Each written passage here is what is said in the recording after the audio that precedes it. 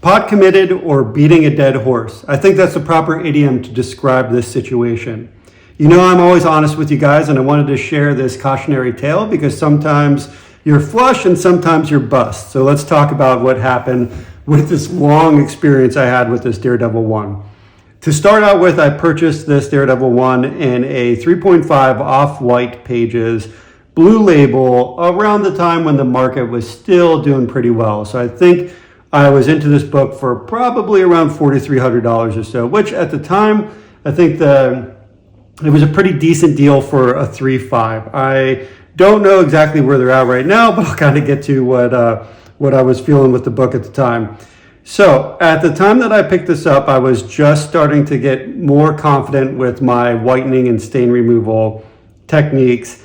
And this book in particular had some staining on the cover and some foxing on it that I was pretty certain that I could clean up. In particular, I thought the staining I could do a lot to remove. And then the front and the back cover had a lot of bends and stuff that normal presses would be able to get out. So I got the book, I held on to it for a while, and I was going back and forth on whether I was going to mess with it. It's like, I don't know, I'd pull it out one day, I'd look at it, I'd say, I think I could fix this. I'd look at the stains, look at the back, and then I kind of put it away. And then a couple weeks later, I'd pull it out and say, I don't know, I'll just leave it as is. And this went back and forth for several months. Finally, I think I was kind of looking for a project, maybe wanted something to do, thought I could maybe get a half grade or full grade bump out of it, and decided on kind of a impulse to go ahead and crack it. So I spent some time cleaning up the book, normal cleans, normal press, and then I focused on working on some of these stains.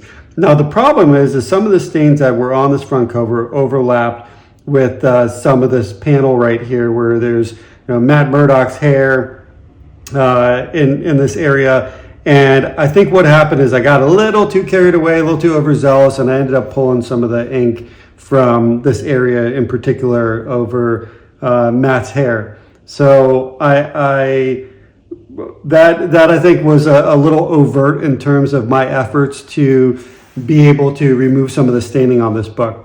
So I sent it into CGC, and I think this was the first time this ever happened to me, but it came back as a purple label with a cover clean. So that's our first label we're going to go to. So it came back as a 5.0 with slight B1 off-white to white pages. So I got a bump in the page color with the restoration included as cover cleaned. I went back and forth on it. I kind of looked at it, tried to figure out, talk to some people at CGC, realized that this is definitely the area that I went a little too hardcore on. It wasn't necessarily that the page whitening was too much, but it obviously looked that some stain removal effort had been attempted on the cover. So I didn't know how to feel with it at the time. I was really bummed. It was the first time I got a purple label. There's a huge stigma in the field against purple labels. They call it the purple label of death. So people hate these things. And even though if you think about it, there's only a fine line between what we do normally to clean covers and kind of excess overt cover cleaning. This is completely subjective, all right? I'll say maybe this ink pull, that's an objective thing where like, okay, there is some areas where I can see that it was clean, there was excess ink removed, the cover was clean. In terms of page color, that's completely subjective. Do they think that the page color is the color based on the era of the book and what the inside pages look like and all of these details? So I think that's a little more subjective. So I was really bummed about the 5.0 purple label and did the same thing again. Kind of sat in this book, said, I'll see what the market's doing. I'll wait for Daredevil to appear in Hulk or She-Hulk, and then I'll wait for the news for the for the new show and maybe sell it then. Because I don't know, once you kind of get bummed out about a book, I was kind of done with it. I was like ready to move on. I didn't want this purple label in my collection reminding me of my huge error with this particular book. So I sat on it for a while, and then again I was like, you know what? There's probably some stuff that I could do to maybe help fix this. I also thought maybe CBCS is a little less stringent on their identification of of the clean cover. So on a whim, again, I cracked the case from a 5.0. We'll come back to this, but cracked it again, sent it to CBCS, and it came back as a 4.0 off-white with restoration, thankfully professional, with cover clean. So I didn't slide by one at CBCS. They definitely saw the same things that CGC do, which is great, for the consistency. And I am not a fan of CBCS, in general. So I would rather have had a purple label CGC than a restored CBCS in a lower grade. And I kind of sat on the book for a while, and then I decided to go full bore again. I was like, I don't want a 4.0 CBCS. I'm like, I can whiten it even more. So I cracked it out. I spent another week on the book. I used the blue light, the blue LED, to whiten all of the internal pages as well. So the page color was improved. The cover, I spent some more time cleaning. Try to clean up some of these issues where there was large differentiation between this clean spots and the unclean spots. Spend some time on the back cover where I'll show you. And I was like, I'm just going to send it to CGC, and whatever happens, happens. That'll be the last grade that it gets. So I sent it a couple weeks ago to CGC, and it came back a 4.0 off white to white pages. So we went back to at least in page color, but I lost a whole entire grade point from this one. So I said I was going to go back to this one. Again, going back to the whole topic of this video, beating a dead horse. I'm always one that felt like in this thing I was pot committed. I'd already cracked it out. I'd already kind of lost the initial value of going from a 3.5 blue to a 5.0 purple. I was like, what could it hurt?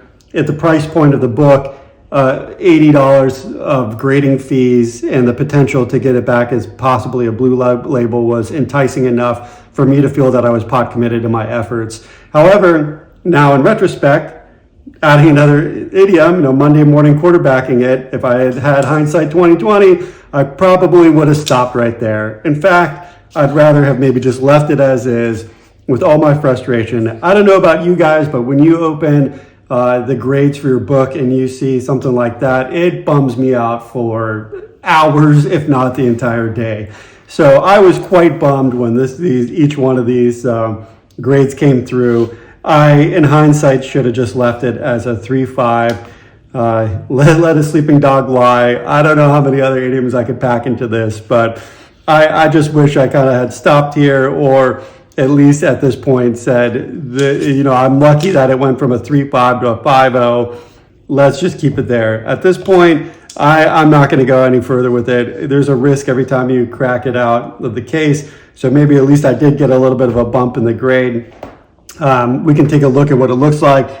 It looks pretty now. I got staining out of here. The cover's nice and clean. There's some little notches out of the book. It's got some chips in it. But overall, it's a good looking book. It presents really well. The staining I tried to mitigate. The only thing I really messed up again is the hair on there. And again, there's some chipping and edge wear and everything. But it's a good looking cover. Great book. Just pissed off with the whole process I had gone through. Purple doesn't even look bad with that cover. But again, just wanted to share that tale. Again, win some, lose some. This one was definitely a loss. Unfortunately, it was a book of this value, and I'm just going to have to eat that loss and again probably move on to something else and hope that I have better luck and the comic gods bless me in some other area. But when you do things like trying to clean stains, you do run a risk, and that's kind of why I've been apprehensive to put any of those videos up. I think there's a couple good tutorials out these days. I just don't want to be the one that's responsible for anybody's purple label out there. So I might include some general things, but I don't know if I'm going to do a detailed video of the stain removal. I do have some couple other good stories. Another bad story I'm going to make a video of in a minute to share with you guys, but I wanted to get this out there and just share this tale with you. So talk to you guys later.